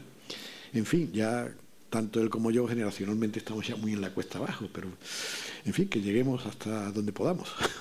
Ese es el problema. Ya el problema a mi edad entonces es de simple supervivencia biológica, desde luego. Centrándonos ahora en un libro tuyo, puesto que hemos hablado tanto de biografía y tanto de otros, aunque no hemos terminado, aleatoriamente, el mito de Santiago, uno de tus últimos volúmenes, en el mismo me llamó poderosamente la atención leyéndolo. Es una anécdota, pero como antropólogo las anécdotas creo que son muy significativas. Veo que citan mucho a Guerra Campos, que fue arqueólogo de la Catedral de Santiago, y que, si no me equivoco, supongo, es una pregunta que te hago en voz alta, debe ser Monseñor Guerra Campos, el mismo que fue obispo de Cuenca, y esta pregunta te la hago en voz alta, sin haber hablado previamente contigo, porque supongo que Guerra Campos, que además lo citas como fuente de autoridad, tuvo que enfrentarse a todos estos problemas de carácter, vamos a llamarle así, grandilocuente, epistemológico, como es estar excavando, el único que excavó el sepulcro de Santiago, y enfrentarse al problema de Prisciliano, de Santiago, de todo esto. Qué experiencia, ¿no, Paco? Sí, pero te hago una pequeña apostilla. Y que tú dices, ¿se ocupó de todos estos problemas? No, no se ocupó. Lo sé, los eludió bueno. Completamente. No, él hizo la excavación. La excavación de la basílica, del suelo de la basílica, que no se había hecho nunca. Se habían hecho algunos pequeños pozos, en fin, pero muy mal hechos, y no por arqueólogos profesionales. Yo creo que tampoco él era un arqueólogo, ni es un... Yo no sé si vive siquiera. ¿Vive Guerra Campos? Yo no lo sé. Sí. Vive, ¿no? Bien. Yo no creo que sea realmente un arqueólogo. Pero, en fin, por lo menos ha sido la cosa más seria que arqueológicamente se ha hecho, lo cual es relativo, porque es lo que ha sido muy criticada. Lo que él se encuentra en la basílica es, bueno, un follón. La excavación, en realidad, casi no puede hacerse, es decir, no tiene sentido arqueológico, porque lo que se encuentra allí es que allí han cavado multitud, durante siglos, han estado removiendo el suelo. Allí no se pueden, es dificilísimo hacer capas, ¿verdad?, de estratos arqueológicos. Se encuentra una cosa muy interesante, que es el sepulcro, claro, del primer obispo de Iria Flavia, ¿no?, durante el cual se hace el descubrimiento, bueno, entre comillas, lo que sea, ¿verdad?, el hallazgo de los restos. Pero cuidado, lo que no aparecen son los restos. Cuidado. Él dice tampoco que no los busca, y porque, claro, los restos están ya protegidos aparte, dentro de un relicario y todo esto, ¿no? Lo que demuestra, claro, es se encuentra, yo creo que el dato más importante, que él no lo valora, es que desde fecha muy antigua, fecha ya romana, e incluso, pero es una cosa que no ha podido estudiar bien, yo creo que tampoco él tiene conocimientos para esto, ¿no?, encuentra ya restos incluso neolíticos, ¿no?, pero no lo estudia bien. Yo no he podido sacar de allí mucho jugo. Encuentra algo positivo, que yo he llamado la atención en el libro, pero que él no lo hace, y es que incluso antes del supuesto hallazgo de los restos de Santiago, del apóstol, aquello ha sido un suelo privilegiado, un suelo que ha sido siempre un santuario, probablemente incluso desde el Neolítico. Es decir, que aquello está ligado a un pedazo de tierra, totalmente. Y que, claro, lo más lógico es que ese culto y todo eso tuviera tanto arraigo, porque, como ocurre en tantas otras ocasiones, ha habido ya un santuario previo no cristiano. Cuidado. Y allí hay también áreas, lápidas votivas, ¿verdad?, romanas y todo eso, ¿verdad? Es decir, que allí y después lo que se encuentra, claro, es un auténtico amontonamiento de sepulcros de muy diversas épocas, que demuestra, claro, que ha habido un interés enorme, ¿verdad?, en sepultar a determinadas personas, en fin, probablemente gente influyente o algo de esto, en aquel sitio. Es decir, que había allí algo luminoso, ¿verdad?, ligado a aquel pedacito de tierra, pero pedacito, ¿no?, el pedacito del presbiterio y un poco de la nave, ¿verdad?, de la nave central, ¿no? Y eso es muy, parece muy interesante, ¿no? Y una cosa muy positiva. Por otra parte, ese tipo de excavación, la excavación que hizo ha sido criticada muy duramente por arqueólogos, ¿verdad? Yo creo que de más capacitación que él, aunque tampoco veo que nadie ha podido sacar demasiado conocimiento de aquello, porque ya digo, aquello es un revoltijo verdaderamente un poco indecente, ¿verdad? De sepulcro de todas épocas, de amontonamientos. Bueno, y pasó incluso una cosa un poco divertida, que yo lo cito en el libro, pero que nadie le había dado importancia. Yo le di cierto relieve.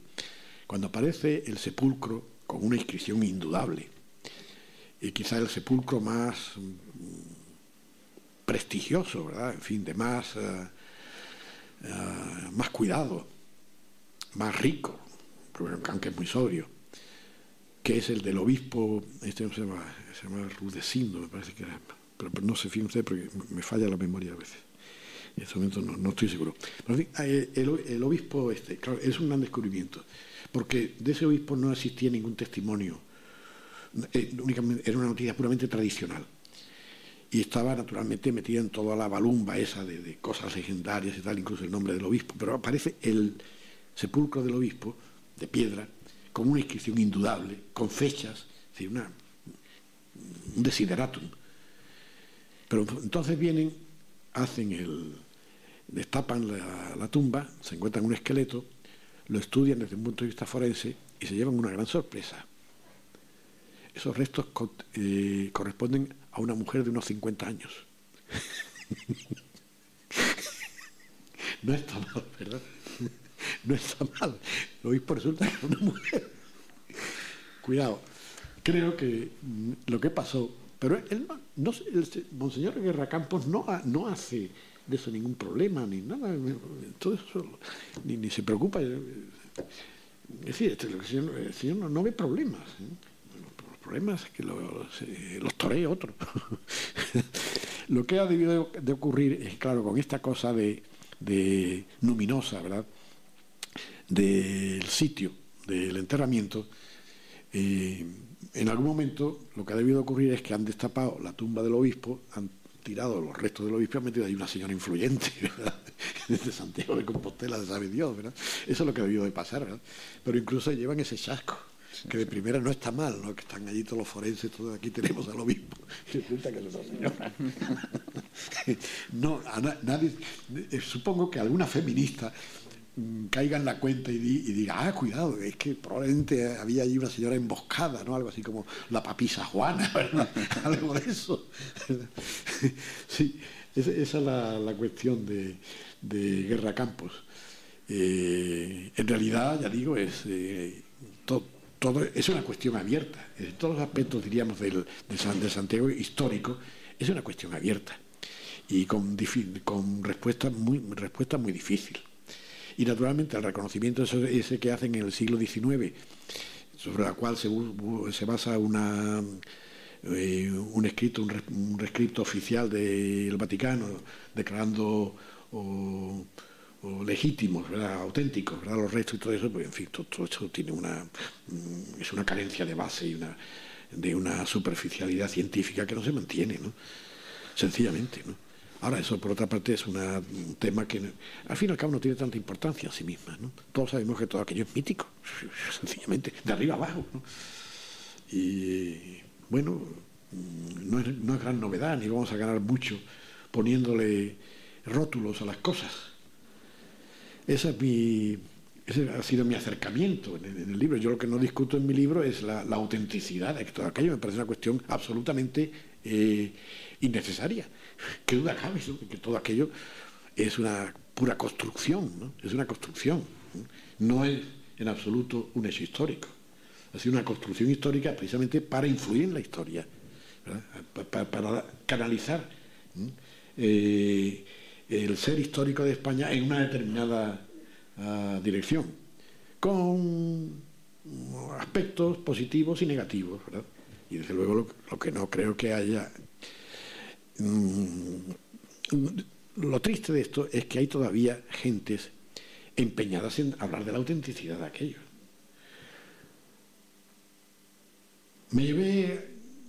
Yo estuve una vez antes de Santiago de Compostela, pero hice una visita en los días precisamente que iba a salir el libro. Yo recibí el libro impreso de Santiago estando en Compostela, precisamente, allí en Santiago. Allí conocí al canónigo Archivero, un señor de edad avanzada, sumamente simpático, con el cual desde el primer momento tuve muy buena relación, porque claro, él lo que decía, estas cosas aquí no le interesa a nadie, yo estoy aquí, pero estoy aquí, nadie me echa cuenta, nadie aquí en la ciudad, aquí tenemos el archivo, nadie trabaja, yo estoy aquí y en plan completamente vivo como un solitario. Claro, viene un señor de América, tal, y empieza a charlar de cosas. Oye, ¿usted qué pasó con tal? Ah, sí, claro, él tenía sus ideas, sabía mucho. Cuidado, tenía el archivo en la mano y era una fuente estupenda. Yo le saqué todo el jugo que pude, desde luego, en el mejor sentido de la palabra. Nos invitó, fui con él a Mondoñedo. Otra de mis manías, como ustedes saben, es Fray Antonio de Guevara, que fue obispo de Mondoñedo. No había estado nunca en Mondoñedo. Él conocía naturalmente al obispo de Mondoñedo. Todo. Fui allí, me recibieron perfectamente en la catedral, todo muy agradable. Almorzamos juntos. Estuvimos hablando de Santiago todo el tiempo, lo pasamos muy bien. Y en esto que me llega el primer libro, inmediatamente me llego allí a la catedral y se lo dejo en su oficina, con una dedicatoria y todo eso. Y, en fin, él quedó encantado, los dos quedamos encantados mutuamente el uno del otro. Y él lo pasó estupendamente porque pudo charlar de sus cosas, ¿no? Y ver que su trabajo tenía importancia, en fin, y que estaba en el mundo. Pero después me dijo un amigo, el amigo que nos presentó, que vivía allí en Santiago, un profesor, pues me dijo, bueno, he hablado después con el archivero y me dijo, bueno, que tu libro le había interesado mucho, que había sido, no sé, que le había iluminado muchas cosas, no sé, que le parecía un libro muy bueno. Dice, pero me dijo una cosa al mismo tiempo, y me dijo, pero es que el señor Márquez es un escéptico. La idea de que nadie pueda hoy día, ¿verdad? No, que es que uno es un escéptico. ¿Quién puede ser otra cosa que un escéptico ante el mito? Yo reconozco la existencia del mito, enormemente importante. Y el mito ha estado ahí, y eso es lo importante. Pero después, que los huesos sean de fulano, de tal o de cual, o sean o no de Santiago, eso es una cuestión enteramente aparte, diríamos accesoria, accidental, ¿verdad? Y después, el pensar que a fines del siglo XVI, Belarmino,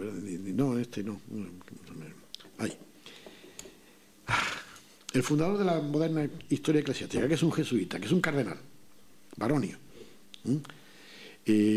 estudia la cosa, estudia todo lo que es el fundador de la historia eclesiástica y que es sumamente ortodoxo, que era además confesor del Papa. Estudia la cuestión de Santiago y dice, bueno, esto no tiene pies ni cabeza históricamente. Y entonces dice, bueno, vamos a quitar del breviario el oficio de Santiago que tienen los compostelanos. Bueno, eso ha sido uno de los grandes problemazos que ha tenido la España de esa época. Y a eso se le da una importancia diplomática, ¿verdad? Y una importancia sentimental de fábula. Considerándolo, claro, una especie de ofensa para España. Felipe III, Felipe IV se llevan unos disgustos fenomenales. La diplomacia española, la embajada ante el Papa, pues en fin, tratando de ahí presionar como puede. Hay un momento en que, bueno, no se quita el oficio de Santiago, pero se manipula la redacción, ¿verdad?, para que no diga exactamente, sobre todo, que vino a España. Por eso la venida de Santiago a España es absolutamente una monstruosidad, históricamente hablando, ¿verdad? Por lo menos que no diga eso, tal. España, la diplomacia española, Felipe IV, y pues sí, que lo diga. Y finalmente terminaron por decirlo, y restaurar por completo Roma, ¿verdad?, el oficio de Santiago, pero eso ya pasa en fechas muy, muy tardías. Bien, el caso de que Roma, el caso de que el creador de la historia, de la moderna historia eclesiástica, haya dicho esto es una faramalla, ¿verdad?, en esa época, y haya quedado perfectamente claro, porque no han podido echar por tierra jamás los argumentos en contra, que haya hoy personas que crean, que tienen un deber, diríamos, de fe en el mito de Santiago, y en que lo que hay está enterrado allí, los huesos que hay, que son muy pocos por otra parte, sean de Santiago, que eso pueda ser un problema hoy para nadie, para un señor eclesiástico además, ¿no? Eso es lo que me parece, bueno, monstruoso, triste y desde luego absurdo. Es decir, si ya, ¿verdad?, la pura ortodoxia no encontró un problema de fe, no dijo esto es una herejía, no dijo únicamente esto no es auténtico históricamente, que es una cosa muy distinta.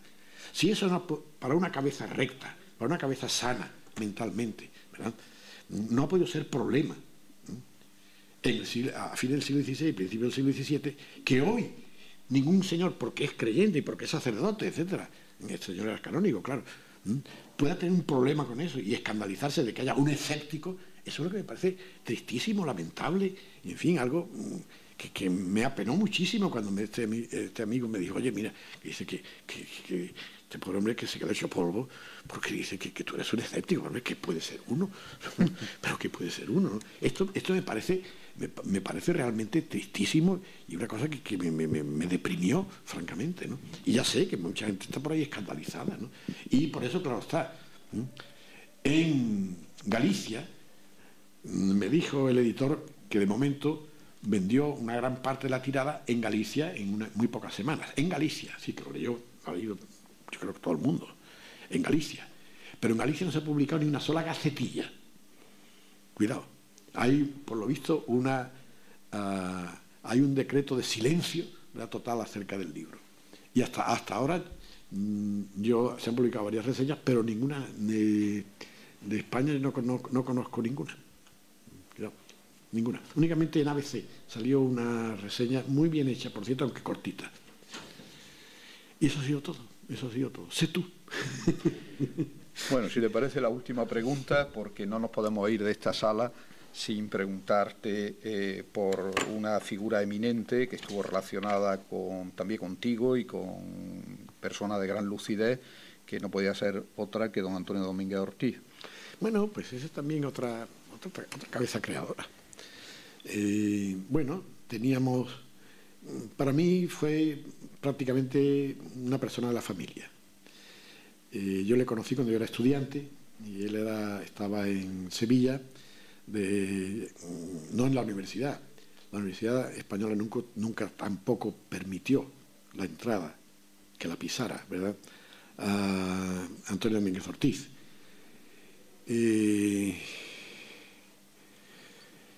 Yo acerca de eso tuve con Domínguez Ortiz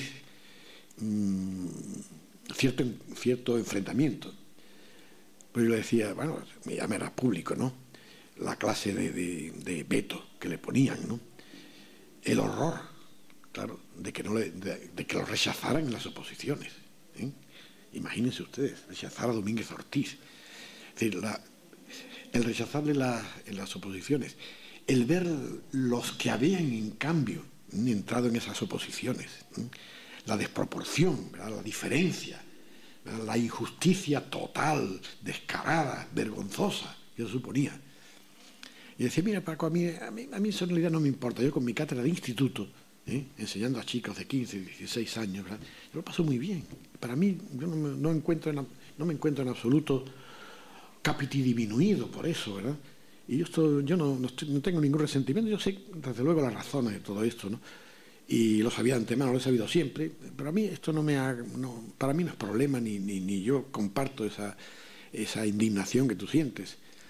Y yo dije, muy bien, y me parece muy noble por tu parte, impresionante, ¿verdad? Pero yo no te reconozco ese derecho.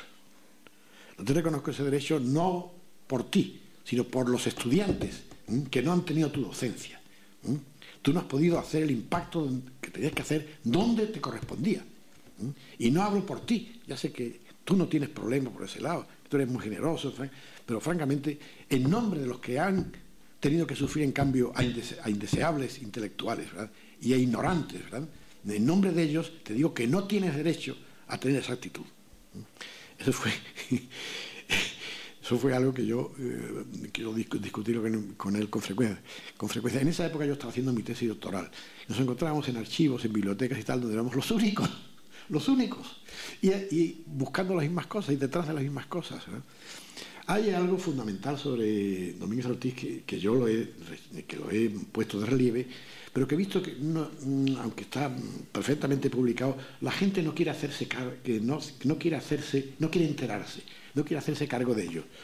Que es que el problema de los conversos, cuidado, el que primero lo aborda es Antonio Domínguez Ortiz, casi al mismo tiempo que Don Américo. Y lo primero que escribe Domínguez Ortiz acerca del problema de los conversos, que es una media página antológica, maravillosamente redactada, es una afirmación mucho más radical que ninguna otra de Don Américo acerca de conversos. Cuidado. Es decir, ese tema lo lanza Domínguez Ortiz, sin ninguna relación, naturalmente, con Don Américo. Cuidado. Pero ha sido un descubrimiento simultáneo. Eso yo lo he puesto de relieve, nadie se ha hecho cargo de eso, por lo que veo. Y todo el mundo se queda muy sorprendido cuando se lo digo, porque procuro difundirlo. Bueno, y después siempre una relación muy, muy grata. Yo cuando pasaba por Madrid, pues nos reuníamos, charlábamos de muchas cosas, me contaba cosas de la academia, todo esto, ¿verdad?, cuando por fin lo admitieron en la academia. Lo admitió la academia, pero no a la universidad, cuidado. Y bueno, hasta el último día de su vida. Conste que nuestra amistad era una amistad en torno a los problemas que nos unían. Teníamos una afinidad muy grande en cuanto a problemas. Un tema eterno entre nosotros era sencillamente Castro. Domínguez Ortiz rechazaba en realidad a Castro y se apuntó completamente al terreno en gran parte de la historia económica y todo esto, ¿verdad? Es decir, él siguió el tirón de la escuela de Vicens Vives, en el cual yo no entré nunca.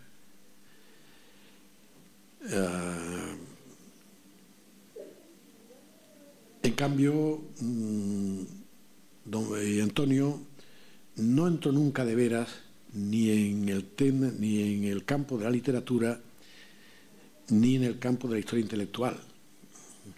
Eso causaba diversidad de opiniones entre nosotros, en un terreno metodológico. Una cosa que discutíamos con mucha frecuencia era algo de Américo Castro que a él le escandalizaba, que era que Castro, con una visión muy avanzada, en el terreno ya, a decir, puramente historiológico, pensaba que la literatura podía ser una fuente para la historia. La teoría positivista en torno a esto era la contraria. Era que la historia ayudaba a comprender la literatura, lo cual es cierto también, pero es que también hay lo otro, ¿verdad? Ahí hay libros, por ejemplo, La sociedad española en la obra de Lope de Vega, donde es únicamente coger, bueno, ¿qué dice Lope de Vega de los criados, de los señores, de los militares, de los letrados, tal? Y poner los textos colacionados y bueno, comentarlos un poco, ¿verdad? Ese es el acercamiento positivista, natural y consagrado. Lo que decía Don Américo es que la obra literaria puede ser también un documento histórico de gran validez, y de una validez, además, aumentada por el hecho de que documenta cosas que no documenta ningún otro tipo de realidad, ningún otro tipo de fuente, un problema heurístico, que es una fuente muy socorrida, ¿verdad?, porque da, claro, testimonios interiores, ¿verdad?, da valoraciones profundas, ¿verdad?, y que no se puede entonces negar a la historia, el historiador consciente, el historiador que precisamente busca las raíces, ¿verdad?, del hecho histórico, tiene que prestar una fuerte atención a la literatura y utilizarla como fuente. Eso hoy tiende a decir que en gran parte se ha aceptado, ¿verdad?, en la historiología extrapeninsular en España todavía sigue siendo esto muy, muy heterodoxo, cuidado. Y Antonio decía, no, es que la literatura nos da siempre la visión de una persona. Digo, claro, pero es una persona interesante, ¿no? Porque qué sé yo, lo que pueda enjuiciar sobre un hecho político, social, religioso, en fin, Cervantes, no es un testimonio cualquiera, ¿no? Es una cosa que nos enseña algo especial, ¿no? No podemos decir que el señor era un loco que escribía lo que le salía por la pluma, ¿no? Bueno, esto a él le desazonaba. Recuerdo que una vez me dijo, mira Paco, vamos a la literatura, vamos a la novela del siglo XIX. En la novela del siglo XIX, si te lees a Galdós, la figura del indiano, el indiano es una figura positiva. El indiano está fuera de España, ha hecho allí su fortuna, ¿verdad? Ha visto las oportunidades, ¿verdad?, de la vida fuera de España, ha podido enriquecerse, vuelve después al solar nativo, ¿verdad?, nostálgico, todo esto, ¿no? Y es una figura positiva porque es una de las posibilidades renovadoras que tiene España, ¿verdad?, para Galdós. Vas a Pereda.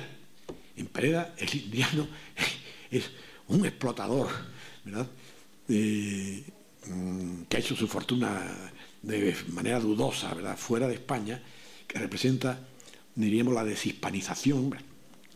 Fuera de España ya ha perdido la fe, ¿verdad?, se ha convertido en un ateo, en fin, tal, una persona descreída, no cree más que en valores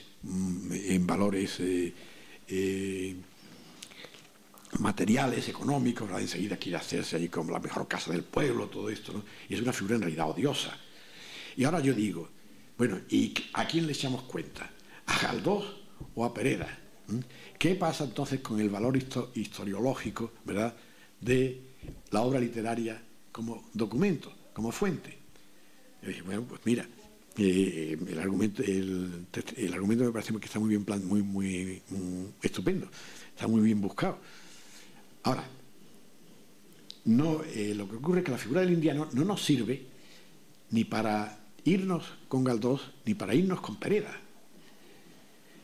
Lo que nos sirve la figura del indiano es para darnos cuenta de la división que existe en España acerca de cosas fundamentales, de modernización, de actitud económica, etc.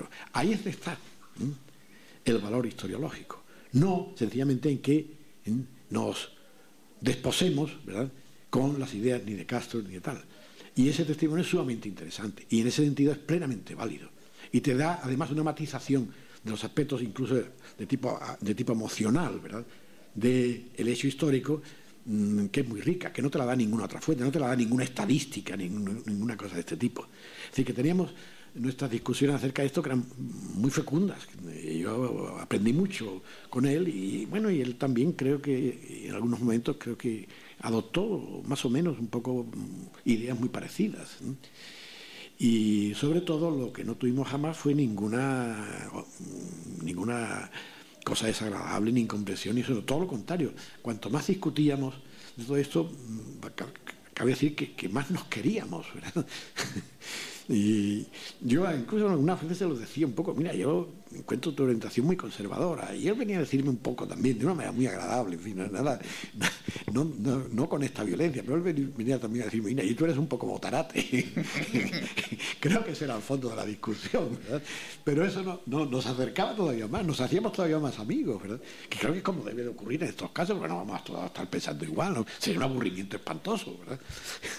En fin, y yo tengo también como una de las grandes suertes de mi vida el haber conservado desde el primer día hasta el último, porque recibí una carta suya un poco de despedida de la vida, muy poco antes de morir. Yo creo que quizá días antes. Es una carta muy bonita, de despedida, muy cordial, muy simpática, muy bien escrita, que realmente pues, un recuerdo conmovedor. Y que se une también a otro recuerdo mío, de la misma naturaleza, y es que yo recibí una carta póstuma de Américo Castro. Una carta escrita la noche antes de morir Américo Castro. Que llegó, yo estaba entonces, vivía entonces en New Jersey, yo sabía, naturalmente, me había enterado, inmediatamente me avisaron de la muerte de don Américo, y 4 o 5 días después recibo una carta que había venido por correo, que me la trae el cartero, y veo una carta con el remite de don Américo Castro. Fue fue algo que ustedes que casi me desmayé, ¿verdad? Y la cosa, ¿qué hago con la carta? ¿La abro? No la abro, porque no sé, es una reliquia ya, ¿no? La carta era acuse de recibo de un trabajo mío sobre Fray Antonio de Guevara, que yo lo había mandado, que lo había leído, y él lo comentaba muy brevemente, en 4 o 5 líneas, porque una carta un poco garrapateada, ¿verdad? Y me decía esto, bueno, hablaremos más adelante, pero quiero que he recibido, en fin, lo he leído, me pareció tal cosa, 4 líneas de comentario, muy acertado, prometiendo que hablaríamos más de esto. Y bueno, y así quedó la cosa, ¿verdad? No hubo otra carta, ni hubo otro nuevo encuentro, ni nada. Y yo casi me pasó también lo mismo con la carta de Domínguez Ortiz. Se repetía la experiencia también por ese lado. Le aseguro a ustedes que fue en ambos casos muy conmovedora y que realmente esta cosa que no puede uno olvidar y que le dejan en uno una huella muy profunda, desde luego. En fin, yo he tenido muy buena suerte, yo soy muy feliz. Yo he sido feliz en mi vida, cuidado, no saquen ustedes la idea que por ahí anda, por ahí circula de que uno es un amargado, todo eso. En absoluto, todo lo contrario. ¿No? Yo no soy esa clase de persona. Ni soy una persona que me interese en poner las cosas patas arriba y crear problemas, sembrar discordia, ¿verdad? Creo que necesitamos profundamente rectificar nuestra historia, cuidado. Y en realidad conocerla por primera vez, porque la historia española es un desastre. La cantidad de mitificaciones, la cantidad de manipulaciones ideológicas, ¿verdad? Tenemos que purgar y darle un purgante, aceite de ricino a nuestra historia, ¿verdad? Para librarla de toda esa cantidad de servidumbres, ¿verdad? Que la apabullan, quitarnos de encima, sobre todo, construcciones peligrosísimas que cuestan sangre. Por ejemplo, la idea de la unidad española que hacen los reyes católicos. No hay mayor disparate que ese. La unidad española, que hicieron la unidad española los reyes católicos. Absolutamente falso. Absolutamente una manipulación histórica. Podría llevarme ahora 1 hora con esto, pero naturalmente no hay tiempo ni merece la pena. ¿No? Pero sí, mi despedida para ustedes y para los que vean la cinta y todo esto es esa. Démonos cuenta del peligro en que estamos por desconocimiento de nuestra propia historia, por la cantidad, ya digo, de manipulaciones de la izquierda, de la derecha, de los liberales, de los católicos, de tal, ¿no? Es un desastre. Tenemos que hacer, ya digo, una limpieza de la casa, ¿no? Y tirar trastos viejos, ¿no? Y sobre todo tirar cosas que en lugar de ayudarnos a vivir nos crean problemas, ¿no? Como podría hablar del caso de Menéndez Pelayo, ¿no? Que es patético en cuanto a esto, ¿no? Creo que ha tenido una influencia. Yo, cuidado, considero a Menéndez Pelayo también uno de mis maestros. Hace poco me enteré de que en la Academia Nacional, en la Biblioteca Nacional iban a quitar la estatua de Menéndez Pelayo que está allí a la entrada. Inmediatamente le puse una carta a la directora diciendo que eso era una monstruosidad y que eso era un proceder verdaderamente repugnante, ¿verdad? Diríamos, de lo que tenía de manipulación ideológica, política, etcétera, y que tenía mi más absoluta protesta en contra de eso. Al mismo tiempo, yo creo que Menéndez Pelayo ha sido realmente, perdonen ustedes, pero lo he dicho ya también en letra impresa, el pobre hombre, sin saberlo, fue uno de los autores de la Guerra Civil. Cuidado. Contribuyó terriblemente a la división, ¿verdad?, de los españoles, a echar a pelear a los españoles unos contra otros, ¿verdad? Él no lo sabía, no se daba cuenta. Se dio cuenta al final de su vida, pero estaba ya muriéndose y no podía ya hacer nada. Y entonces lo que escribe es únicamente, hace la segunda edición de Los Heterodoxos con un prólogo donde lo dice. Yo ahora no escribí este libro cuando lo leo quedo muy insatisfecho, unas veces me pongo furioso y sí, algunas veces me entran ganas de reír de lo que yo escribí cuando tenía 20 años en realidad. Cuidado. Muy bien, pues don Francisco, no tenemos más que agradecerle esta fecunda charla. Francamente, el intelectual y su memoria se queda corto, pero no hay más remedio para poder extraer toda su sabiduría pero ha sido un verdadero placer y ya sabe que queda emplazado para poder seguir completando y que nosotros podamos seguir disfrutando de todos sus conocimientos, de todas sus experiencias y todas sus reflexiones. Mientras uno viva y colee. Muchísimas gracias. Me tiene a su disposición. Muchísimas gracias. Gracias a ustedes.